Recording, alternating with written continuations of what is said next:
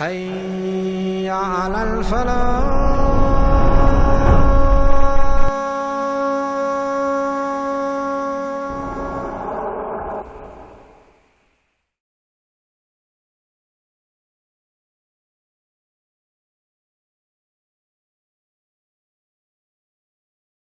إن الحمد لله نحمده ونستعينه ونستغفره ونؤمن به ونتوكل عليه ونعوذ بالله من شرور أنفسنا ومن سيئات أعمالنا من يهده الله فلا مضل له ومن يضلل فلا هادي له ونشهد أن لا إله إلا الله وحده لا شريك له ونشهد أن محمدا عبده ورسوله. أما بعد فإن خير الحديث كتاب الله وخير الهدي هدي محمد صلى الله عليه وسلم وشر الأمور محدثاتها وكل محدثة بدعة وكل بدعة ضلالة وكل ضلالة في النار. أما بعد قال الله تبارك وتعالى في القرآن المجيد: أعوذ بالله من الشيطان الرجيم، بسم الله الرحمن الرحيم. يا أيها الناس اتقوا ربكم الذي خلقكم من نفس واحدة وخلق منها زوجها وبث منهما رجالا كثيرا ونساء واتقوا الله الذي تساءلون به والأرحام إن الله كان عليكم رقيبا. يا أيها الذين آمنوا اتقوا الله حق تقاته ولا تموتن إلا وأنتم مسلمون. يا أيها الذين آمنوا اتقوا الله وقولوا قولا سديدا يصلح لكم أعمالكم ويغفر لكم ذنوبكم ومن يطع الله ورسوله فقد فاز فوزا عظيما. وقال الله تبارك وتعالى في موضع آخر: شهر رمضان الذي أنزل فيه القرآن هدى للناس وبينات من الهدى والفرقان فمن شهد منكم الشهر فليصم ومن كان مريضا أو على سفر فعدة من أيام أخر يريد الله بكم اليسر ولا يريد بكم العسر. وعن أبي هريرة رضي الله عنه عن النبي صلى الله عليه وسلم قال: أتاكم رمضان شهر مبارك تفتح فيه أبواب الجنة وتغلق فيه أبواب الجحيم وتغل فيه مردة الشياطين أو كما قال النبي صلى الله عليه وسلم. محترم اسلامی بھائیوں، بزرگوں، دوستوں، نوجوانوں، سب سے پہلے میں اللہ رب العالمین کی بڑائی بجا لاتا ہوں، اس کی کبریائی بجا لاتا ہوں جس نے محض اپنے فضل و کرم سے ہمیں دین اسلام کی نعمت سے نوازا. صلاۃ و سلام ہو جناب نبی اکرم صلی اللہ علیہ وسلم کی ذات اقدس پر، کروڑہا درود و سلام ہو آپ پر جن کے دین کے ہم نام لیوا ہیں، جن کے ہم متبع کہلاتے ہیں. حاضرین، آپ کے سامنے خطبہ مسنونہ کے بعد جو آیت پڑھی گئی اس کا تعلق ماہ رمضان سے ہے، رمضان کے مہینے سے ہے. آپ اور میں بخوبی جانتے ہیں کہ بہت جلد ہمارے سامنے رمضان المبارک کا ایک عظیم مہینہ آنے والا ہے. یقیناً آپ خوشی محسوس کر رہے ہوں گے، آپ کے دلوں میں ایک قسم کی لگن ہوگی، ایک قسم کا شوق ہوگا، آپ کے دل یقیناً تڑپ رہے ہوں گے، دلوں میں ایک قسم کی بے چینی ہوگی کہ جلد سے جلد اللہ رب العالمین ہمیں یہ مبارک مہینہ نصیب فرما دے. جلد سے جلد اللہ رب العالمین ہمیں سلامتی کے ساتھ، ہمارے جسم و جان کی سلامتی کے ساتھ، ہماری روحوں کی سلامتی کے ساتھ اللہ رب العالمین ہمیں اس مہینے میں داخل کر دے. کیونکہ یہ مہینہ ہے ہی ایسا کہ جس کے لیے تمنا کرنی چاہیے، جس کے لیے سلف تمنا کیا کرتے تھے. سلف کی مختلف دعائیں اس سلسلے میں آتی ہے. سلف مختلف قسم کے سلف صالحین دعا کیا کرتے. رمضان المبارک کے آنے سے 6 مہینے پہلے سے دعائیں شروع کر دیتے، اور رمضان المبارک قریب آ جاتا تو دعائیں کرتے: اے اللہ بڑی سلامتی کے ساتھ ہمیں اس ماہ رمضان میں داخل فرما اور سلامتی کے ساتھ اس مہینے سے ہمیں گزار. اس طرح کی دعائیں سلف سے بہت منقول ہے. حاضرین، سلف صالحین کے پاس علم و فضل سے بڑی کوئی برکت نہیں تھی، تعلیم حدیث، تعلیم قرآن سے بڑا کوئی مقام نہیں تھا.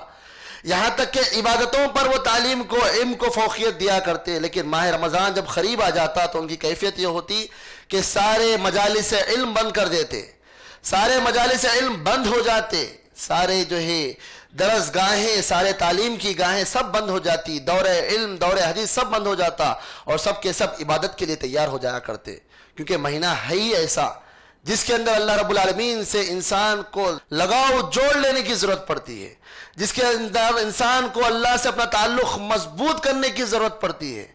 اللہ کے نبی صلی اللہ علیہ وسلم ابھارا کرتے، رمضان کا مہینہ قریب آ جاتا، رمضان کا مہینہ آ جاتا یا قریب آ جاتا تو آپ کی مختلف روایتیں اس سلسلے میں آتی ہیں۔ آپ صلی اللہ علیہ وسلم خطبے کے لیے کھڑے ہوتے، ان کے سامنے بیان کرتے کہ اتاکم رمضان شہر مبارک فی کل لیلۃ للہ عتقاء من النار، کہ آگاہ رہو کہ تم پر رمضان کا مہینہ آنے والا ہے، رمضان کا مہینہ بہت جلد تم پر آنے والا ہے، بہت جلد تم اس تک پہنچنے والے ہو۔ بڑا مبارک مہینہ ہے۔ کیسا مبارک مہینہ ہے؟ مبارک مہینے کی حالت یہ ہے کہ تفتح فیہ ابواب الجنہ، برکتیں اور مبارکتیں اتنی ہیں کہ اس کے لیے انسان کے لیے جنت کے دروازے کھول دیے جاتے ہیں، کہ انسان کے لیے نیکیوں کے دروازے کھول دیے جاتے ہیں، نیکیوں کی توفیق اللہ کے جانب سے مل جاتی ہے انسان کو۔ وتغلق فیہ ابواب الجحیم، اور جہنم کے راستے بند کر دیے جاتے ہیں، جہنم کے دروازے بند کر دیے جاتے ہیں۔ روایت میں ہے کہ فرشتے آواز لگاتے ہیں ہر صبح اور شام، رمضان کی رات شروع ہو جاتی ہے تو فرشتے آواز لگاتے ہیں کہ یا باغی الخیر اقبل، کہ اے نیکی کے طلبگار آگے بڑھ، آگے بڑھ، لیٹ مت کر، تاخیر مت کر۔ وَيَا بَاغِيَ الشَّرِّ اقصر، اے برائی کے طلبگار، برائی کے خواہش مند بس کر، یہاں رک جا، وقت بہت کٹ چکا ہے برائی کا، نفس کی بات سننے کا، من مانی کرنے کا، رب سے دور رہ کر زندگی گزارنے کا وقت بہت ہو چکا ہے، اب لیٹ مت کر، رک جا، برائی سے رک جا۔ اللہ کے نبی صلی اللہ علیہ وسلم فرماتے ہیں وَتُغَلُّ فِيهِ مَرَدَةُ الشَّيَاطِينِ، اتنا ہی نہیں بلکہ سرکش شیاطین کو باندھ دیا جاتا ہے۔ روایت میں کہ سلسلۃ الشیاطین، انہیں زنجیروں سے باندھ دیا جاتا ہے۔ کیوں؟ کہ بہت بہکا چکے ہو تم میرے بندوں کو، بہت دور کر چکے ہو تم میرے بندوں کو مجھ سے، اب دور مت کرو، اب میرے بندوں کو میرے قریب آنے دو، بندوں کو مجھ سے جڑ جانے دو، بندوں کو رب کی رحمت میں داخل ہونے دو۔ بہت بہکا لیا تم نے، کیونکہ اللہ رب العالمین نے خود شیطان کو اس بات کی قدرت دی ہے، اس بات کی طاقت دی ہے کہ وہ انسان کو بہکاتا رہے، انسان کو ورغلاتا رہے، انسان کو نیکی کے راستے سے روکتا رہے۔ یہ اللہ کا فضل و کرم ہے کہ اللہ نے وعدہ کیا کہ ہاں تیری کوششیں جاری رہے گی، لیکن میرے مخلص بندے جن پر تیرا حربہ نہیں چل سکتا، جن پر تیری سازشیں کام نہیں آ سکتی، جن کے سلسلے میں تو کامیاب نہیں ہو سکتا، یہ اللہ کے نیک بندے ہوا کرتے ہیں۔ پھر بھی اللہ رب العالمین کا فضل ہے کہ وہ بندے جو اللہ کے فضل و کرم سے جو گناہوں کی زندگی سے بچ کر گزارتے ہیں، ان کے علاوہ جن پر شیطان کا بس چل جاتا ہے، جو شیطان کی راستوں میں آ جاتے ہیں، شیطان کی باتوں میں آ جاتے ہیں، رمضان کا مہینہ گزر جانے کے بعد اپنی لائف میں مگن ہو جاتے ہیں، رب سے دور ہو جاتے ہیں، جو نیکیاں انہوں نے کی تھی اسے ضائع کرنے لگ جاتے ہیں۔ کیونکہ نیکیوں کے بارے میں علامت یہ ہے، نیکی کی قبولیت کی علامت یہ ہے کہ انسان نیکی کرنے کے بعد پھر نیکی کی توفیق ملے۔ آج نیک کام کر رہا ہے تو مطلب یہ ہے کہ اس کے بعد کل اور نیکی اس کی بڑھے، یہ قبولیت کی علامت ہے۔ اس لیے سلف صالحین کو دیکھیے، انبیاء کرام کو دیکھیے، وہ نیکی کر کے نیکی پہ بس نہیں کرتے بلکہ نیکی کے بعد اس کی قبولیت کی دعا کیا کرتے۔ تو رمضان کے گزر جانے کے بعد انسان جو ہے گناہوں کی زندگی پھر لوٹ آ رہا ہے، پھر گناہوں میں ملوث ہو جاتا ہے، نیکیوں سے دور ہو جاتا ہے۔ پھر اللہ رب العالمین بارہا موقع دیتے رہتا ہے کہ بندو آ جاؤ میری رحمت کے اندر، میری برکتوں کے اندر آ جاؤ، میری مغفرت کے اندر آ جاؤ۔ اللہ رب العالمین کا فرمان ہے کہ یا ایھا الذین آمنوا توبوا الی اللہ توبۃ نصوحا، کہ اے میرے بندو، اے میرے نیک بندو، میرے مومن بندو، توبوا الی اللہ توبۃ نصوحا، کہ اللہ کے پاس توبۃ النصوح کرو۔ کیسی توبہ؟ ایسی توبہ کہ اس کے بعد ڈٹ جاؤ کہ پھر کبھی گناہ کی طرف نہیں جائیں گے، پھر کبھی جو ہے بدعمالیوں کی طرف نہیں جائیں گے، پھر کبھی معصیت کی جانب نہیں جائیں گے۔ جائیں گے. وَتُوبُوا إِلَى اللَّهِ جَمِيعًا أَيُّهَا الْمُؤْمِنُونَ لَعَلَّكُمْ تُفْلِحُونَ. اے مومنو تم تمام کے تمام مل کر ایک ساتھ اللہ کی بارگاہ میں توبہ کرو تاکہ تم کامیاب ہو سکو. تو یہ رمضان کا مہینہ خاص طور پہ پھر سے وہی اپارچونٹی دینے کے لیے آپ کے پاس آ رہا ہے کہ سب مل کر توبہ کریں, سب مل کر عہد کر لیں کہ جو زندگی ہم نے ماضی میں گزاری تھی کہ نہیں, اب زندگی کے اندر کچھ بدلاؤ لائیں گے, اب زندگی کے اندر کچھ فرق پیدا کریں گے, اب تک کی جو زندگی تھی اس سے کچھ ہٹ کے زندگی گزاریں گے. کہ اللہ کے نبی نے فرمایا من حرم خیرها فقد حرم, کہ جو اس کی خیر و برکت سے محروم رہا, جو خیر و برکت حاصل کرنے سے پیچھے رہا, جو پیچھے ہٹ گیا, سمجھ جائیے کہ وہ پیچھے ہو چکا ہے, وہ سب سے بڑا محروم ہے کائنات کا جو رمضان کی برکتوں کو حاصل کرنے میں ناکام رہا. حاضرین گرامی, یہ رمضان کے مہینے کا تعلق قرآن سے بہت مضبوط ہے. یہ رمضان کے مہینے کی برکتوں کی خاص وجہ کیا ہے؟ کیوں اللہ رب العالمین کا اس کے بعد مقام اتنا اللہ رب العالمین نے بڑھا دیا ہے؟ کیوں اللہ نے اس کی فضیلتیں اتنی بڑھا دی ہے؟ کیوں اعمال اس کا سلسلہ اس کے اندر بڑھ جاتا ہے؟ اس کی خاص وجہ یہ ہے کہ اس کے اندر قرآن کریم نازل ہوا. میں نے جو آیت آپ کو پڑھ کے سنائی تھی, اللہ رب العالمین فرماتے ہیں کہ شہر رمضان الذی انزل فیہ القرآن ھدی للناس بینات من الہدی والفرقان. وہ مہینہ ہے, یہ رمضان کا وہ مہینہ ہے جس میں انزل فیہ القرآن, جس میں قرآن نازل کیا گیا. کس لیے نازل کیا گیا؟ ھدی للناس بینات من الہدی والفرقان, لوگوں کی ہدایت کے لیے نازل کیا گیا, تمام کائنات کے انسانوں کی ہدایت کے لیے نازل کیا گیا, صرف مسلمانوں کے لیے نہیں. حاضرین گرامی, وہی قرآن ہے جب نازل ہوتا ہے تو لوگوں کے دلوں کو بدل کے رکھ دیتا ہے. کیسے حالات تھے اس وقت کے ذرا سامنے لا کر دیکھو کہ باپ اپنی بیٹی کو پالنے کے لیے تیار نہیں ہے, بیٹی کی پیدائش پر خوش نہیں ہے, بلکہ چاہتا ہے کہ اسے دفن کر کے مار ڈالے. ایسا عالم ہے کہ جو لوگ اہل کتاب تھے, جنہیں کتاب توحید دی گئی تھی, اہل توحید جنہیں کہا گیا تھا, نصارہ, یہود, شرک میں مبتلا ہو چکے تھے. اور شرک بھی کیسا؟ قرآن کہتا ہے سورہ مریم کے اندر کہ تکاد السماوات یتفطرن منہ وتنشق الارض وتخر الجبال ہدا, کہ آسمان قریب ہے کہ پھٹ پڑے, زمین کھل جائے اور پہاڑ اپنے جگہوں سے ٹل جائے.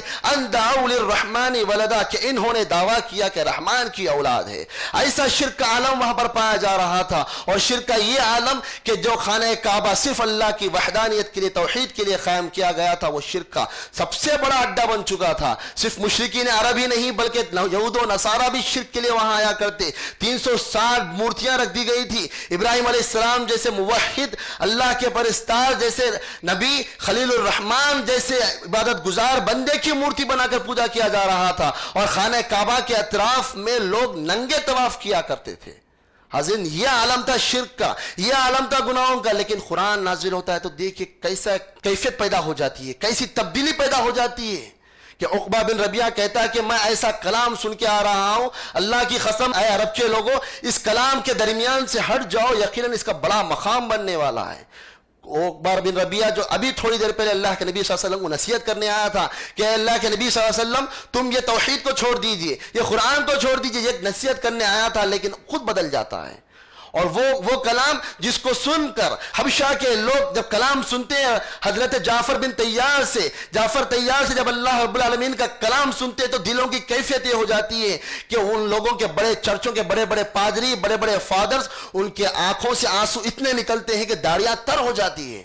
حالانکہ اسلام کے ماننے والے نہیں ہیں, لیکن کلام اللہ جب سنتے ہیں تو کیفیتیں کس طرح بدل جاتی ہیں. قرآن گواہی دیتے ہوئے کہتا ہے کہ وَإِذَا سَمِعُوا مَا أُنزِلَ إِلَى الرَّسُولِ تَرَىٰ أَعْيُنَهُمْ تَفِيضُ مِنَ الدَّمْعِ مِمَّا عَرَفُوا مِنَ الْحَقِّ. جب یہ لوگ کلام اللہ کو سنتے ہیں تو عالم یہ ہوتا ہے کہ آنکھوں سے بے لوث ان کا آنسو بہ پڑتے ہیں, روک نہیں پاتے. جبیر بن مطعم فرماتے ہیں کہ اپنے قبول اسلام کا واقعہ بیان کرتے ہوئے, میں آتا ہوں اللہ کے نبی صلی اللہ علیہ وسلم کو دیکھتا ہوں نماز پڑھ رہے ہیں, قرآن کی آیت سنتا ہوں, ام خلقوا من غیر شیء ام هم الخالقون, کیا یہ لوگ بغیر کسی خالق کے پیدا ہو چکے ہیں یا خود خالق بن چکے ہیں. جب یہ کلام میں اللہ کا سنتا ہوں اللہ کے نبی صلی اللہ علیہ وسلم کی زبان سے, کاد قلبی یطیر, میرا دل جو ہے دل اپنے سینے سے نکلنے کے لیے بیتاب ہو جاتا ہے.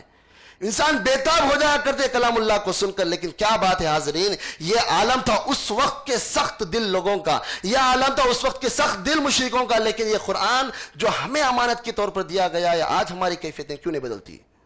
آج کیوں ہمارا تعلق قرآن سے جو ہے ویسا ہو چکا ہے؟ آج کیوں ہم قرآن سے دور ہو چکے ہیں؟ قرآن سنتے ہیں تو ہمارے دلوں کی کیفیت کیوں نہیں بدلتی؟ قرآن کے بارے میں تو قرآن ایک گواہی دیتا ہے کہ جب آیتیں نازل ہوتی ہیں تو ان لوگوں کا ایمان بڑھ جاتا ہے، لیکن ہم قرآن سننے کے لیے تیار نہیں۔ قرآن سنتے ہیں تو کوئی کیفیت نہیں آتی، کوئی تبدیلی نہیں آتی ہمارے اعمال کے اندر، ہمارے حالات کے اندر۔ حاضرین، یہ مہینہ اسی لیے آ رہا ہے کہ بس کرو، ایمان کی طرف آ جاؤ، بس کرو، کفر کی، شرک کی، گناہوں کی زندگی کو چھوڑ دو۔ دل جو کہ کالا بن چکا ہے، اللہ سے دور ہو کر، نافرمانی میں مبتلا ہو کر، دل جو گھٹ بن چکا ہے، پتھر بن چکا ہے، اس کی کیفیت کو چھوڑو۔ رمضان آ چکا ہے، قرآن سے جڑ جاؤ، قرآن سیکھو، قرآن سمجھنے کی کوشش کرو۔ حاضرین، یہ فیصلہ کر لو کہ رمضان کا جو مہینہ آ رہا ہے ایک تبدیلی لائے گا۔ رمضان کا جو مہینہ آ رہا ہے یقیناً اس کے اندر ہماری قرآن کی تعلیم میں کچھ فرق آئے گا۔ کل ہم 10 سورے جانتے تھے تو آج 20 سورے سیکھ کر ہم رہیں گے۔ کل ہم قرآن کی تلاوت نہیں کرتے تھے تو آج قرآن کی تلاوت سیکھ کر رہیں گے۔ اگر یہ نہیں ہوتا ہے اور رمضان کا مہینہ آتا ہے، ہم روزے رکھ لیتے ہیں اور روزے بھی ایسے کہ ہماری زندگی میں کوئی فرق پیدا نہیں کرتے، تو یہ رمضان کے مہینے کا کوئی فائدہ نہیں۔ حاضرین اکرامی، امام مالک اپنے کتاب موطا میں روایت کرتے ہیں کہ رمضان کے بارے میں خاص طور پہ جو لیلۃ القدر جو آئی ہے اس کے بارے میں روایت کرتے ہیں کہ میں نے ثقہ اہل علم سے سنا ہے کہ اللہ کے نبی صلی اللہ علیہ وسلم کو پچھلی امتوں کی عمریں دکھائی گئی، ان کی لمبی لمبی طویل عمریں ہوا کرتی۔ جب آپ صلی اللہ علیہ وسلم نے ان کی عمریں دیکھی تو آپ کے دل میں خیال پیدا ہوا کہ میری امت کی عمر تو اتنی لمبی نہیں، یہ اتنی عبادت کیسے کر سکیں گے؟ تو اللہ رب العالمین نے اس فضل و کرم کے ذریعے سے، اپنے رحم کے ذریعے سے امت محمدیہ پہ رحم کرتے ہوئے وہ رات ہمیں نصیب فرمائیں جسے ہم جو بات چیت کے اندر، گپ شپ کے اندر، مجلسیں بناتے ہوئے، روڈوں پہ پھرتے ہوئے، کھاتے پھرتے رات کو ضائع کر دیتے ہیں، یعنی لیلۃ القدر کی رات ہے۔ یہ کیوں نازل کی گئی؟ یہ کیوں دی گئی؟ تاکہ تمہیں وہ موقع ملے جو پچھلی امتوں کو نہیں ملا۔ پچھلی امتوں کی عمریں لمبی ہوا کرتی، آپ اس موقع سے فائدہ اٹھائیں۔ حاضرین، اس کے بڑی خصوصیات ہیں، اس مہینے کی بڑی خصوصیات ہیں۔ اس کے اندر جنت کے دروازے کھول دیے جاتے ہیں، جہنم کے دروازے بند کر دیے جاتے ہیں۔ ہر رات حدیث میں آتا ہے کہ ان للہ فی کل لیلۃ عتقاء من النار، اللہ اپنے فضل سے ہر رات کئی بندوں کو جہنم سے آزادی کا پروانہ دیتا ہے، لکھ دیتا ہے کہ یہ بندہ جہنمی نہیں۔ عتقاء کا لفظ استعمال کیا اور پھر فرمایا وَإِنَّ لِكُلِّ مُسْلِمٍ فِي كُلِّ يَوْمٍ وَلَيْلَةٍ دَعْوَةٌ مُسْتَجَابَةٌ، کہ ہر مسلمان کے لیے اللہ رب العالمین ایک دعا ضرور اس دن قبول کرتا ہے۔ بنائے چارٹ بنائے کہ ہم کیا چاہتے ہیں رب سے، کیا حاصل کرنا چاہتے ہیں، کیا مانگنا چاہتے ہیں، تیاری اس بات کی کریں۔ یہ تیاری نہ کریں کہ ہم جو ہے سٹارٹنگ کے دنوں میں یہ کھائیں گے، یہ پئیں گے، یہ تیاری نہ کریں کہ ہم کپڑے یہ پہنیں گے۔ تیاری اس بات کی کریں کہ ہم رب کو کیسے کیسے طریقوں سے منائیں گے، ورنہ روایت کے انداز میں رمضان تو آئے گا، رمضان اپنا کام کر کے چلا جائے گا۔ آپ کو کیا ملا؟ آپ کو کیا ملا؟ کھانے کے لیے اچھی چیزیں مل گئی، ہاں یقیناً یہ اللہ کی نعمت ہے۔ اللہ کے نبی صلی اللہ علیہ وسلم فرماتے ہیں کہ صائم کے لیے، روزے دار کے لیے 2 خوشیاں ہیں۔ ایک خوشی اس کے فطر کے وقت، جب وہ افطار کرتا ہے اس وقت اس کی خوشی ہے، اسے کھانے کو جو نعمتیں ملتی ہیں وہ ایک خوشی ہے۔ اسی طرح صائم کے لیے، روزے دار کے لیے خوشی اللہ کے پاس یہ ہے کہ جب وہ اللہ سے ملاقات کرتا ہے، کیونکہ اس کا اجر کیا ہے، اس کا بدلہ اللہ کے پاس کیا ہے؟ کہ اللہ کے نبی صلی اللہ علیہ وسلم فرماتے ہیں کہ ہر عمل کا بدلہ اللہ کے پاس مقام یہ ہے کہ کم از کم 10 نیکی اور بڑھا کر 700 نیکی تک اللہ رب العالمین ایک عمل کا بدلہ دیتا ہے۔ لیکن رمضان کے بارے میں، روزے کے بارے میں فیصلہ یہ ہے کہ فَإِنَّهُ لِي، وہ میرے لیے ہے۔ ہر نیکی اللہ تعالیٰ کے لیے کرتا ہے انسان، لیکن اللہ تعالیٰ یہاں فرماتے ہیں کہ فَإِنَّهُ لِي، وہ صرف اور صرف خالص میرے لیے ہے، وَأَنَا أَجْزِي بِهِ، اور میں خود اس کا بدلہ دوں گا۔ بلکہ روایتوں میں ہے کہ وَأَنَا أُجْزَى بِهِ، میں خود اس کا بدلہ ہوں، یعنی کہ اس سے بڑھ کے کوئی چیز ہے ہی نہیں انسان کے لیے۔ اللہ سے بڑھ کر بدلہ کیا ہو سکتا ہے انسان کے لیے؟ پھر اللہ تعالیٰ فرماتے ہیں فَإِنَّهُ يَدْعُ طَعَامَهُ وَشَرَابَهُ لِي، اس لیے کہ وہ کھانا اور پینا، اپنی شہوت، اپنی خواہشات کو صرف اور صرف میرے لیے چھوڑ دیتا ہے، تو میں اسے کیسے بدلہ نہیں دے سکتا ہوں؟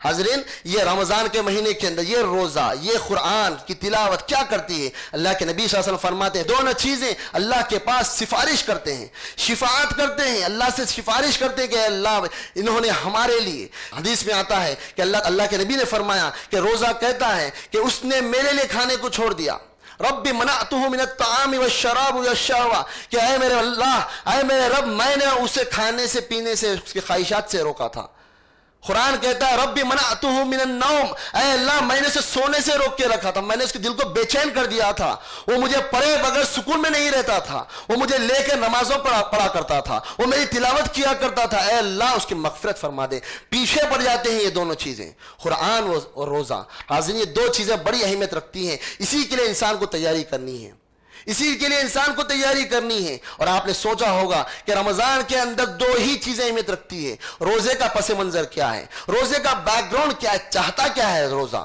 کہ اللہ کے نبی صلی اللہ علیہ وسلم نے فرمایا کم من صائم لیس لہم الا الجوع، کتنے ہی ایسے روزے دار ہیں کہ جن کے حق میں سوائے بھوک کے پیاس کے کچھ نہیں آتا۔ سوچ سکتے ہیں ہم کس کیٹیگری میں آنے والے ہیں، سوچ سکتے ہیں ہم کس کیٹیگری میں آنے والے ہیں۔ کتنے ایسے روزے دار ہیں جنہیں سوائے بھوک کے اور کچھ نہیں ملنے والا ہے، یعنی کہ دن بھر بھوکے رہ رہے ہیں۔ کیوں؟ اس لیے کہ ان کی زندگی میں کوئی فرق نہیں آیا۔ روزے کا مطلب انہوں نے یہ سمجھ لیا کہ 10 بجے تک، 11 بجے تک، 12 بجے تک سوتے رہو، اس کے بعد کچھ باہر نکل کے گپ شپ کرتے رہو، ٹائم پاس کرتے رہو، کسی طرح مغرب ہو جائے اس کے ہم کھانے کے لیے بیٹھ جائیں۔ ایسے اگر روزے دار ہیں تو صرف ان کے حق میں صرف بھوک اور پیاس کے علاوہ اور کچھ نہیں ملنے والا ہے۔ پھر فرمایا کم من قائم لیس لہم الا السحر، اور کتنے ایسے قیام اللیل کرنے والے ہیں، تراویح کی نمازیں پڑھنے والے ہیں، جنہیں سوائے جاگنے کے اور کچھ ملنے والا نہیں ہے۔ وجہ کیا ہے؟ وجہ یہ ہے کہ اللہ کے نبی صلی اللہ علیہ وسلم نے فرمایا کہ فلا یسقبن، کہ تم میں سے جو شخص روزہ رکھ رہا ہے، تم میں سے جو شخص روزہ رکھ رہا ہے، فلا یرفث ولا یسقب ولا یستاب، کہ تم میں سے جو روزہ رکھ رہا ہے وہ اس بات کا عہد کر لے کہ نہ کوئی گندی بات کہے گا، نہ کوئی جھوٹ بات کہے گا۔ من لم يدع قول الزور والعمل به فليس لله حاجة ان يدع طعامه وشرابه، کہ تم میں سے کوئی شخص اگر اپنا کھانا پینا چھوڑ کر ساتھ میں جھوٹ بات بولنا نہیں چھوڑتا، غیبت نہیں چھوڑتا، گندی باتیں نہیں چھوڑتا، بیکار کے گپ شپ میں نہیں چھوڑتا، بیکار کی گفتگو نہیں چھوڑتا، تو اللہ کو اس بات کی ضرورت نہیں ہے کہ وہ کھانا چھوڑے یا پینا چھوڑے۔ کیونکہ روزہ تو اس بات کا مظہر ہے کہ انسان اپنے نفس کا تزکیہ کرے، انسان اپنے آپ کو رب سے جوڑنے کی کوشش کرے، اپنے آپ کو رب سے قریب کرنے کی کوشش کرے، یہ روزے کا مقصد ہے۔ اگر یہ چیز حاصل نہیں کرتا انسان اور جو ہے دوسرے چیزوں میں مبتلا رہ جاتا ہے، کسی طرح ٹائم گزار لے، کسی طرح وقت گزار لے، اگر انسان کے مطمح نظر اگر یہ ہوتا ہے تو انسان کو اس کے روزے کا کوئی فائدہ ملنے والا نہیں ہے۔ حاضرین مقصد یہ ہے کہ انسان کی اخلاق کے اندر فرق نظر آئے، یہ دل کی کیفیت جب بدلتی ہے تو اس کے اخلاق میں فرق نظر آئے۔ کہ اللہ کے نبی صلی اللہ علیہ وسلم نے فرمایا جس شخص کا تم میں سے روزہ ہو تو اس دن وہ کسی سے نہ چھیڑ چھاڑ کرے، نہ کوئی بیکار کی بات کہے، اگر کوئی اس سے جھگڑا کرتا ہے، گالی دیتا ہے، جھگڑا کرتا ہے تو اعلان کرے کہ انی صائم، میں نہیں لڑنے والا، میں بیکار بات کرنے والا نہیں ہوں، انی صائم۔ کیونکہ اس کے دل کی کیفیت اگر بدل رہی ہے تو اس کے اعمال بھی بدلنے چاہیے، اس کی زبان بھی بدلنا چاہیے، اس کے ہاتھ پیر کے اعمال بھی بدلنا چاہیے۔ اور اسی آیت کو، اسی حدیث کو سامنے رکھتے ہوئے اس آیت کو سامنے لائیے کہ اللہ تعالیٰ فرماتے ہیں وَمَنْ أَحْسَنُ قَوْلًا مِّمَّنْ دَعَا إِلَى اللَّهِ وَعَمِلَ صَالِحًا وَقَالَ إِنَّنِي مِنَ الْمُسْلِمِينَ، کہ اس سے بہتر شخص کون ہو سکتا ہے جو اللہ کی جانب بلائے اور نیک کام کرے اور ساتھ میں اعلان کرے کہ انی من المسلمین۔ یہاں پر انی من المسلمین کہنے کا اعلان ہے، وہاں پر انی صائم کہنے کا اعلان کی تعلیم دی جا رہی ہے کہ یہاں پر کہو کہ میں مسلمان ہوں، اپنے اخلاق سے ثابت کرو کہ میں مسلمان ہوں، اپنے اعمال سے ثابت کرو کہ میں روزے دار ہوں، میں روزے دار ہوں، میں جھگڑا کرنے والا نہیں ہوں، میں مسلمان ہوں، میرے اخلاق اچھے ہوتے ہیں، میں بیکار لوگوں کے منہ کو نہیں لگتا۔ حاضرین یہ اخلاق کا فرق پیدا ہوا تھا قرآن کے نازل ہونے سے، روزے رکھنے سے، کہ ان لوگوں کے اخلاق کو دیکھ کر لوگ ایمان لایا کرتے۔ حالت یہ تھی کہ ہم، آپ اور میں جس ملک میں رہ رہے ہیں، یہ ہندوستان جس ملک میں آپ اور میں زندگی گزار رہے ہیں، سلف صالحین جب یہاں پر آتے ہیں، محمد بن قاسم رحمہ اللہ کے جب اخلاق کو دیکھتے ہیں تو حالت یہ ہو جاتی ہے کہ یہ بت پرست لوگ اپنے محمد بن قاسم رحمہ اللہ کی مورتی بنا کے پوجا کرنے لگتے ہیں، اتنا ان کے اوپر مہربان ہو جاتے ہیں، اتنے ان کے پیچھے پڑ جاتے ہیں، ان کے دیوانے ہو جاتے ہیں ان کے اخلاق سے۔ اچھا بات ہے کہ ہمارے اخلاق ایسے ہیں کہ کوئی بازو بٹھانے کے لیے ہمارے لیے تکلیف محسوس کرتا ہے، کوئی بات کرنے کے لیے تکلیف محسوس کرتا ہے، بلکہ ہمارا یہ پوسٹر بن چکا ہے، ہماری یہ پکچر بن چکی ہے، یہ امیج بن چکی ہے کہ ہم لوگ جھگڑالو لوگ ہیں، بات کو پہلے لڑنے کے لیے آتے ہیں۔ یہ کیوں؟ اس لیے کہ ہمارے اخلاق سے بگڑ چکے ہیں، اس لیے آج ہر قسم کی برائیوں کو جھیلنا پڑ رہا ہے، ہر قسم کی پریشانیوں کو جھیلنا پڑ رہا ہے۔ حاضرین عہد کریں کہ ہمارے اس رمضان کے مہینے کے آنے سے ہمارا تعلق قرآن سے ضرور مضبوط ہوگا، ہمارا تعلق قرآن سے ضرور مضبوط ہوگا، رب سے ہمارا تعلق مضبوط ہو جائے گا، ہمارے دلوں کی کیفیت ضرور بدلے گی، دلوں کا تزکیہ ہوگا، ہمارے اخلاق کے اندر فرق آئے گا۔ اگر یہ چیزیں ہو رہی ہے تو واقعی میں یہ رمضان جو آ رہا ہے واقعی میں ہمارے لیے فائدہ مند ہوگا، اور ہم دعا کرتے رہیں کہ اللہ رب العالمین ہمیں جلد سے جلد اس مہینے تک پہنچا دے۔ رمضان سے پہلے کرنے والے کیا اعمال ہیں؟ اللہ کے نبی صلی اللہ علیہ وسلم کی تعلیم تھی کہ رمضان کا جب شعبان کا 15واں دن چلا جاتا ہے تو آپ صلی اللہ علیہ وسلم روزہ رکھنے سے منع کیا کرتے، اور خاص طور پر رمضان سے پہلے کے 2 دن روزہ رکھنے سے منع کیا۔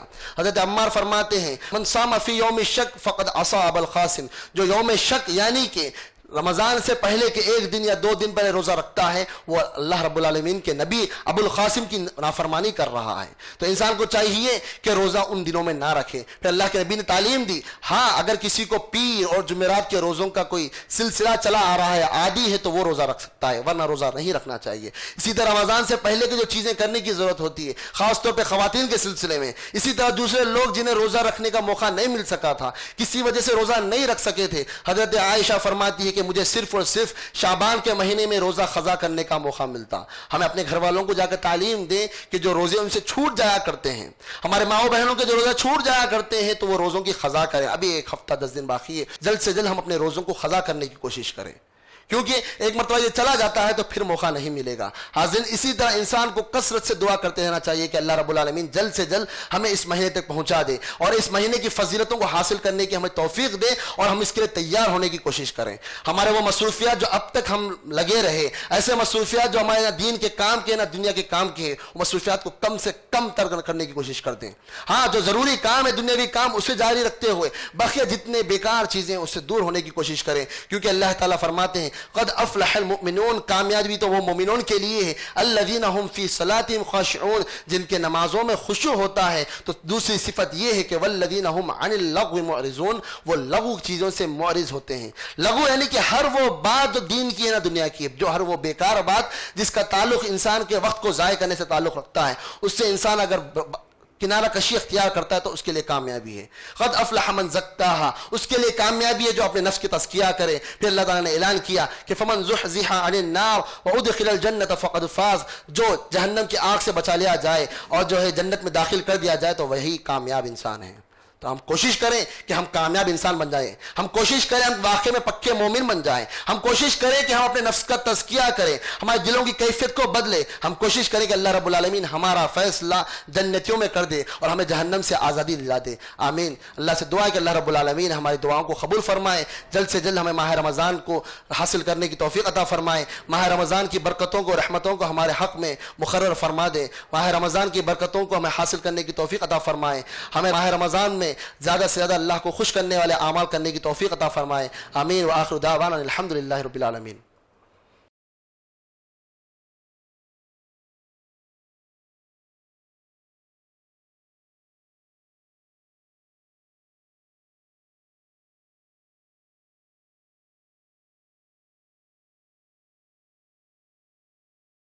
ان الحمد للہ نحمده ونستعینه ونستغفره ونؤمن به ونتوکل علیہ ونعوذ بالله من شرور انفسنا من سیئات اعمالنا من يهده الله فلا مضل له ومن يضلل فلا هادي له ونشهد ان لا اله الا الله وحده لا شريك له ونشهد ان محمدا عبده ورسوله اما بعد قال الله تبارك وتعالى في القرآن المجيد أعوذ بالله من الشيطان الرجيم بسم الله الرحمن الرحيم إن الله وملائكته يصلون على النبي يا أيها الذين آمنوا صلوا عليه وسلموا تسليما اللهم صل على محمد وعلى آل محمد كما صليت على إبراهيم وعلى آل إبراهيم إنك حميد مجيد اللهم بارك على محمد وعلى آل محمد كما باركت على إبراهيم وعلى آل إبراهيم إنك حميد مجيد اللهم أعز الإسلام والمسلمين اللهم أعز الإسلام والمسلمين اللهم اعز الاسلام والمسلمين اللهم انصر الاسلام والمسلمين اللهم انصر الاسلام والمسلمين اللهم انصر الاسلام والمسلمين اللهم انصر اخواننا في كل مكان اللهم انصر اخواننا في كل مكان اللهم ارحمهم اللهم ارحمهم اللهم ارحمهم ربنا لا تؤاخذنا ان نسينا او اخطأنا ربنا ولا تحمل علينا إصرا كما حملته على الذين من قبلنا ربنا ولا تحملنا ما لا طاقة لنا لنا به واعف عنا واغفر لنا وارحمنا أنت مولانا فانصرنا على القوم الكافرين. ربنا لا تجعلنا فتنة للذين كفروا واغفر لنا ربنا لا تجعلنا فتنة للذين كفروا واغفر لنا ربنا إنك أنت العزيز الحكيم. ربنا هب لنا من لدنك رحمة إنك أنت الوهاب. اللهم بلغنا رمضان، اللهم بلغنا رمضان، اللهم بلغنا رمضان. اللهم بارك لنا في رمضان، اللهم بارك لنا في رمضان. اللهم انصر من نصر دين محمد صلى الله عليه وسلم وجعلنا منهم. اللهم اخذل من خذل دين محمد صلى الله عليه وسلم ولا تجعلنا منهم. عباد الله رحمني ورحمكم الله، إن الله يأمر بالعدل والإحسان وإيتاء ذي القربى وينهى عن الفحشاء والمنكر والبغي يعظكم لعلكم تذكرون. اذكروا الله يذكركم وادعوه يستجيب لكم ولذكر الله تعالى أعلى وأعز وأجل وأتم وأكبر. لا